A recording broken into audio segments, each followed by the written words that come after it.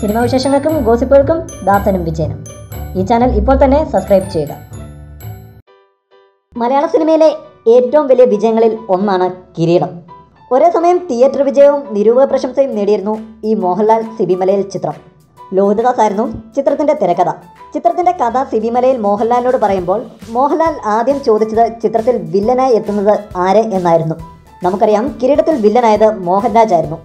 എന്നാൽ ചിത്രത്തിൽ ആ വേഷം ആദ്യം ചെയ്യാനിരുന്നത് തെന്നിന്ത്യയിലെ മറ്റൊരു മിന്നും താരമായിരുന്നു. അടുത്തൊരു ചാനലിന് നൽകിയ അഭിമുഖത്തിൽ ചിത്രത്തിൻ്റെ നിർമ്മാതാവ് ദിനേശ് പണിക്കർ തന്നെയാണ് ഇക്കാര്യം വെളിപ്പെടുത്തിയത്. ഭരതൻ്റെ ചാമരത്തിൽ ശക്തമായ ഒരു വേഷം അവതരിപ്പിച്ച തെന്നിന്ത്യൻ താരം പ്രദീപ് ശക്തിയായിരുന്നു സംവിധായകൻ ഉൾപ്പെടെയുള്ളവർ കീരിക്കാടനായി മനസ്സിൽ കണ്ടിരുന്നത്. മോഹൻലാൽ ഉൾപ്പെടെയുള്ള താരങ്ങൾക്ക് പ്രദീപ് ശക്തിയുടെ കാര്യത്തിൽ എതിർപ്പും ഇല്ലായിരുന്നു. തുടർന്ന് ചിത്രത്തിൻ്റെ അണിയറ പ്രവർത്തകർ പ്രദീപ് ശക്തിയെ സമീപിച്ചു. അദ്ദേഹം സമ്മതവും മൂളി. എന്നാൽ അവസാന നിമിഷത്തിൽ ചില കാരണങ്ങൾ കൊണ്ട് അദ്ദേഹത്തിന് ഷൂട്ടിങ്ങിനെത്താൻ സാധിച്ചില്ല. തുടർന്ന് കിരീടം പ്രതിസന്ധിയിലായി നിൽക്കുന്ന സമയത്താണ് ചിത്രത്തിൽ പ്രവർത്തിച്ച ഒരു സഹസംവിധായകനിലൂടെ മോഹൻരാജിനെ കുറിച്ച് അറിയുന്നത്. അസാമാന്യ ഉയരവും കാഴ്ചയിൽ ആരിലും ഭയം ജനിപ്പിക്കുന്ന പ്രകൃതവും മോഹൻരാജിന് കീരിക്കാടൻ്റെ വേഷം നേടിക്കൊടുത്തു. മോഹൻലാലിൻ്റെ മൂന്നാം മുറയിൽ ചെറിയ വേഷം ചെയ്ത മോഹൻരാജിന് കരിയറിൽ ബ്രേക്ക് നൽകിയ കഥാപാത്രമായിരുന്നു കിരീടത്തിലെ കീരിക്കാടൻ ജോസ്. കൂടുതൽ സിനിമാ വിശേഷങ്ങൾക്കും ഗോസിപ്പുകൾക്കും ദാസനും വിജയനും. ഈ ചാനൽ ഇപ്പോൾ തന്നെ സബ്സ്ക്രൈബ് ചെയ്യുക.